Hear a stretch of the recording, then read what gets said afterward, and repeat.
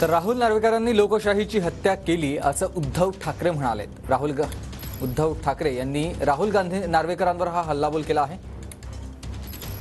ठाकरेंनी घाईत बोलू नये, संपूर्ण निकाल वाचावा असं उत्तर त्यानंतर नार्वेकरांनी दिलं। नार्वेकर यांनी उद्धव ठाकरेंवर खरं तर पलटवार केलाय। त्यांनी जाऊन आरोपीची भेट घेतली आणि एकदा नाही दोनदा घेतली। त्याच वेळेला हा निकाल अपेक्षित होता। मात्र आजच्या निकालामुळे एक गोष्ट आणखीन जरा प्रश्नांकित झालेली आहे की लोकशाहीची तर यांनी हत्या केलीच, पक्षांतर बंदी कायदा अधिक मजबूत करण्याच्या ऐवजी पक्षांतर कसं करावं अथवा पक्षांतराचा राजमार्ग कसा असायला पाहिजे हा त्यांनी आज दाखवून दिला। स्वतः त्यांनी 2-3 पक्ष बदललेले आहेत, त्याच्यामुळे त्यांच्या भावी वाटचालीतला अडथळा करायची त्यांनी आज दूर करून घेतला असेल।